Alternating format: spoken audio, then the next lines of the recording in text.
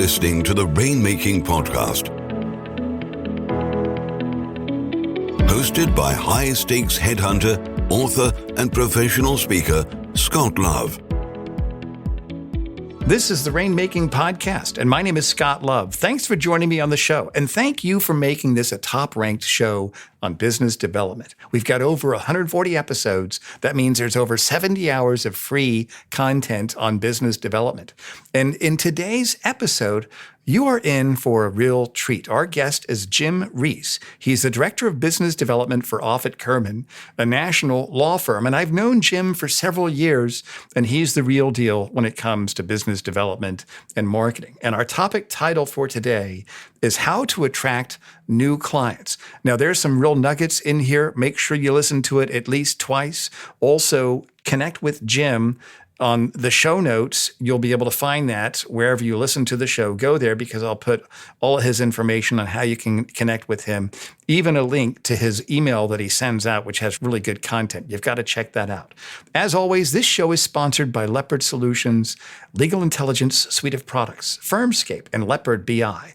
Push ahead of the pack with the power of Leopard. And now here's my conversation with my friend, Jim Ries.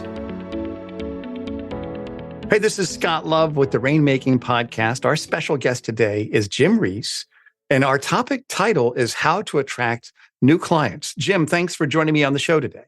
Scott, thanks for having me on. I appreciate it. Now, I've been following you for years. I remember the first time I met you, our mutual friend Doug Wendt introduced us to each other. We had lunch in Tyson's, and I remember in your role at Offit, I remember asking you, are you a large, small firm or a small, large firm? And I liked how you said, we're a large, small firm. And I thought that was interesting. And so I've been following your emails that you send out, which have real substantive marketing content, and you're a legitimate thought leader. So I appreciate you being here today. And so when we look at our topic title, how to attract new clients, let's kind of start with some best practices. What have you seen that works both for law firms and other organizations that can really attract the type of clients that they want? Thank you, Scott. And obviously, my main role at Offit Kurman as Director of Business Development is to do just that, to attract new clients to the firm. And there are many steps, and I'm not in any particular order, but I'll just mention what comes to mind. Sure. Right? When I started this role about almost 6 years ago at Offit Kurman, I sat down and I thought about, how you get new clients to join your ranks at your company, whether it's a law firm, accounting firm, whatever it might be. And I think what comes to mind for all of us is you hear people saying all the time, well, I was in the right place at the right time when I got that. Right. When I got that referral, I was in the right place at the right time. The client needed my services. I happened to be there, or the referral source introduced me. Timing is everything. We all use those quotes all the time. So I said to my wife, I'm going to really kill this thing, and I'm going to be in a lot of places, a lot of times. And that's really what I did for about 3 years. And obviously, it's not sustainable to be everywhere all the time. But the point is, I was out there. I've been networking in person, going to lots of events. When the pandemic hit, I shifted. See, I didn't have to use the word pivot, but that's right. Thank you. I shifted. And I developed my own online networking groups. Right. Wow. Now that we're back to in person, I've got the in-person networking groups. And then the third leg of the stool is my activity on LinkedIn. I feel like I provide meaningful and relevant content on LinkedIn consistently. So in-person networking, remote networking, and then the activity on LinkedIn is That's really what's helped me a lot attract new clients to the firm. Well, so let's kind of talk about the networking part of it then. Let's kind of go down that rabbit hole, because I know that there's no end to what you can learn about business development, which is what I love about doing the show, is that I learn every time I have a guest on here. What have you seen has been an effective, call it a technique, call it a tool, call it a strategy? What do you think has really worked when people look to get involved in networking groups? So the in-person networking, let's start there first. People are calling me and contacting me, and they want to talk and they want to know, like, where should I network? What events should I go to? My answer is simple. You want to go to the events where the people who buy your services are going to be where they're going to be there, right? They're going to be in attendance. And you don't know that for sure. You might go to a chamber event, you might go to an association event, and you're not sure who's going to be there. But what I say is, if you really want to be around certain people that can buy your services, then have your own event and invite those people to your event. So what I've done is I usually partner with other professional service organizations that are in the same small to mid market, calling on the CEO, president, owner, or founder. And it could be, could be a bank, it could be an accounting firm, could be a benefits firm, insurance, et cetera, marketing, staffing. As long as they're calling on the same person at the small to mid-size business, that's who I want to be around. So I partner with them. We have an event at a cool venue. We provide, some drinks and some snacks. And I invite my prospects and clients, and our partners do the same thing. That's the way to meet the people that you want to get in front of. So you're not doing all the heavy lifting here, are you? Don't have to. You got partners. And so I invite my clients and prospects, which gives me another touch with them. And then the event partners, it could be 2 or 3 other partners. They're inviting their clients and prospects, and I get to meet them. Yeah, that's great. And so when you talk about another touch with them, what does that mean exactly? Well, you got to constantly be touching your prospects and your clients. And that could be through a monthly newsletter. Okay, so by definition, that's once a month. It could be your activity on LinkedIn. That could be a daily thing where people are seeing your face and your name.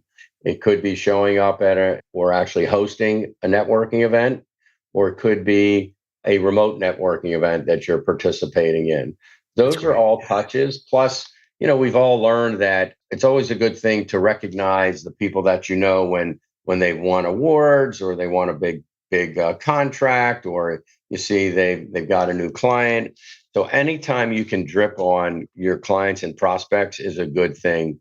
Even me, when I send my newsletter out, I'll get a half a dozen people reply and say, hey, this reminded me, I wanted to talk to you about X, Y, and Z. So it's getting your name and your face in front of them. That's great. I mean, there's a lot of wisdom here just in the last 5 or 6 minutes that you said. I want to unpack a little bit of that. I want to go back to what you talked about with the networking, where you're working with a group. Can we talk about a recent event that you did? Like, what's the most recent event that you actually had been able to host in that sort of way? Yeah, sure. Just a couple of weeks ago, March Madness event, I think it was March 23rd, that I partnered with 4 other firms on a pretty high-end event at a pretty high-end event venue. And we had beverages, we had lots of food, we had activities there. It was really for the C-level only, very well attended, very well received. People were able to meet my clients and prospects and vice versa. So that was a really good event. I'm also doing a series of high-level executive lunch series events at a really nice restaurant in downtown Baltimore. So me and my partner on that, we invite 12 business owners who are not necessarily clients, they could be prospects. And we have a sort of keynote speaker who talks about the growth of their business for 15 or 20 minutes while we're being served our lunch. And then we go around the table with introductions and general questions. So that's a really nice sort of intimate gathering of 12 high-level local business executives. That's fantastic. And so you're partnering with people against whom there's no competition. You all want the same people with the same title in the same room. And that's brilliant, Jim. And that's bingo, really it's good to be the only law firm in the room. Yeah, that's right. I've done similar things like that, strategic alliance partners, where I've created content and they'll push it out to law firms, where basically here's my content getting marketed for free, and they get content that doesn't have to promote their service. It's a reason for people to stay in touch with them. So I think that's it's always good to have a symbiotic relationship with other people where you're working together for a common goal and there's no competition and you're supporting each other, which is great. So what would be the recommendations? Let's say somebody's thinking about doing this and they just don't know where to start. Maybe they're an attorney, maybe they're a recruiter, maybe they're in B2B sales, whatever it is. They're kind of looking at a blank page and they want to do something like this. Kind of walk me through how you would coach them to build this sort of event. Good question. I would say identify professional service providers who are in the same market. And again, ours is small to mid-size owner-managed businesses. Identify those other professional service providers with whom you don't compete, right? People with a really strong network. They've got a lot of clients, they've got a lot of prospects, well respected in the community, and get a couple of those folks together and just maybe sit down with your marketing folks from your firm and plan an event. It doesn't have to be fancy. We have them frequently at a local brewery that's about 15 minutes away, and we just take care of the tab. It's not really expensive. We order some food right there, we take care of the tab, and you just bring people together in a very casual, comfortable atmosphere, just for business owners to meet other business owners. And I do like to keep the events to C-level executives only, because I think they're more comfortable there knowing that, no one's pitching them. Nobody wants to be pitched at these events, by the way. So it's a good thing for business owners to meet each other, because oftentimes they leave the event and they're like, thanks, Jim, this was great. I met so-and-so. I didn't know anything about his business, but I think we can help each other. So you become a value added resource to both those people. That's great. That's what I would recommend. So you mentioned nobody wants to be pitched at these events. And I'm thinking, come on, Jim, that's the whole point. I want to sell something. What's the whole point if we can't just say operators are standing by, call now, place your order? Well, listen, Scott, you know better than I do. You can't sell legal services. You just got to be there at the right time when someone's ready to buy them. That's right. So my theory is, look, we've all learned and we've heard it a million times. People will do business with people they know, like, and trust. So the know and the like part is pretty easy to overcome for most of us, even you, Scott. The trust part, that's the key, because frankly, we all have friends, maybe social friends that we know and we like, probably wouldn't do business with, but we love having a beer with. So the trust part is really good. So once you get there, then all I do is I just have conversations. I ask a lot of questions. I am a prior business owner in my prior life, so I know what questions to ask to business owners. I sort of know what's on their mind. So I ask a lot of questions. It's not unusual for a business owner to say to me, wow, these are great questions. I'm really enjoying this conversation. And by the way, people like people who ask questions. So when you ask questions, you actually become more likable. And the person who's talking, who is your prospect, is giving you lots of information that feeds into the next question. And sooner or later, they're going to say, like what happens to me is they'll say, you've been asking great questions. I've been doing all the talking, but tell me about Jim Ries and Offit Kurman. What's this all about? And they've now given me permission to talk about myself and Offit Kurman. And look, they may say, their response could be many things. They might say, that's great, Jim. I want to be transparent and let you know we have a relationship with ABC Law Firm and we don't anticipate making a change. And my response is, I get it. Great firm. I have no problem being in the on-deck circle. Maybe they're conflicted out of a matter. Maybe your attorney decides to retire or moves on or goes in-house or whatever. So I don't mind being in the on-deck circle. Or maybe they will say, like happened to me in a conversation 2 months ago, and they said, tell me about how's things with Offit Kurman. I started talking, and they said, well, our attorney just retired. Well, guess what? They ended up selling their business, and we got it. We did the work for them. Wow. So all about timing. So you never know what the response will be, but I find that business owners are often tired of being ignored, underserved, or overcharged by their attorney. And that leaves the door wide open for someone like me and Offit Kurman. That's interesting. That's brilliant, Jim, what you mentioned. Can you say that again? That business owners, they're tired of being ignored? Yep. I find that business owners are often tired of being ignored, underserved, or overcharged by their current attorney. Yeah, that's brilliant, I think. And even for any professional service provider, I always look at it that even though I've got a client today, I've got 10 other competition right behind me. And each time I work with a firm, I've got to resell my service all over again by bringing excellence to every time I work with them and not getting sloppy, which can be, easy for us to fall into bad habits like that. And it's a good way to pick up new business because it's so easy for people to do that. So it's a good reminder, Jim. Yeah, and that's also part of the constant touch routine where they're getting your newsletter or they're seeing you on LinkedIn or you're inviting them to an event. My name is getting in front of prospects and clients at least once a week with the activity that I've got. Yeah, that's great. So let's just say we kind of bring this to a conclusion and summarize this in 3 action steps. What would be 3 action steps you'd give to our listeners to really take these ideas and start executing upon them?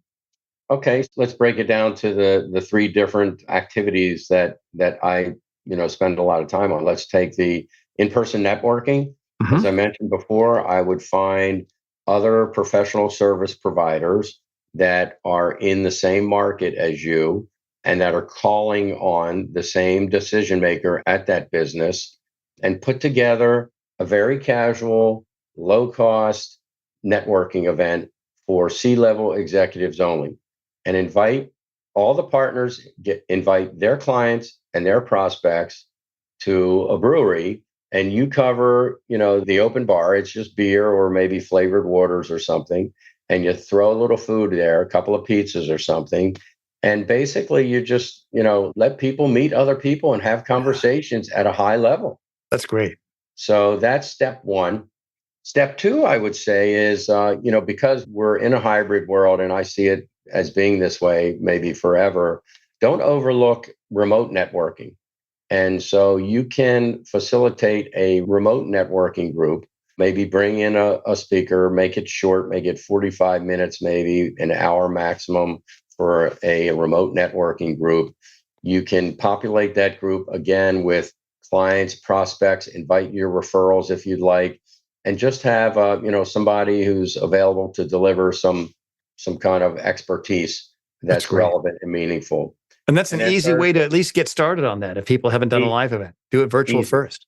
Very easy. Yep. And then lastly, I would say, get active on LinkedIn. Get active, share meaningful and relevant information, be consistent, even if you're first starting out. So maybe you do it twice a week, but be consistent. And then add a 3rd day and maybe a 4th and a 5th day, but be consistent with your messaging and the time when your posts are made. And then lastly, I'll just share something that Ted Offit, one of our founders, likes to say, and that is, good things happen when you're in the front of the classroom. Yeah, that's so right. If you think about it, when you're presenting, where you're facilitating in-person or online networking event or panel discussion, whatever it might be, when you're hosting an intimate lunch with 12 business owners and you're making introductions, you're introducing the speaker, you're at the head of the class, that's always a good thing. Yeah, absolutely right. And Jim, tell us about Offit Kurman. What would you like our listeners to know about your firm and how you can help them?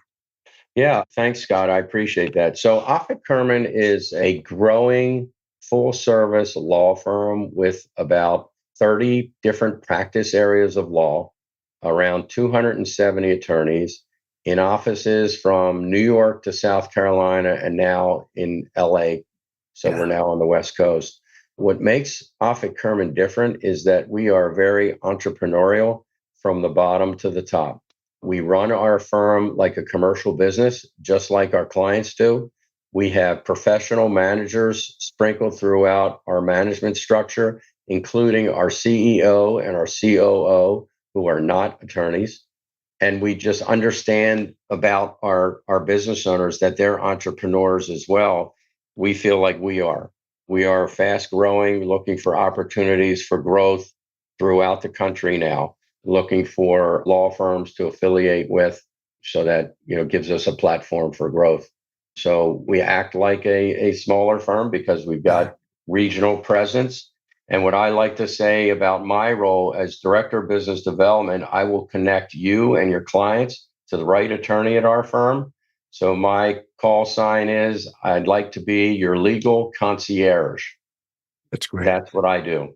That's great, Jim. Thank you so much for being here. We're going to put all of your information on the show notes. I know that your email newsletter is widely read and highly regarded. I've heard other people even tell me that they get things anytime you send an email out there. We're going to put that link on the show notes also, as well as your LinkedIn profile link. And Jim, thank you again for being here. I'd love to have you back on the show in the future. Appreciate you sharing your wisdom today. Yeah, thank you, Scott. It's been my pleasure. Thanks for this opportunity. Thank you for listening to the Rainmaking Podcast. For more information about our recruiting services for international law firms, visit our website at attorneysearchgroup.com. To inquire about having Scott speak at your next convention, conference, sales meeting, or executive retreat, visit therainmakingpodcast.com.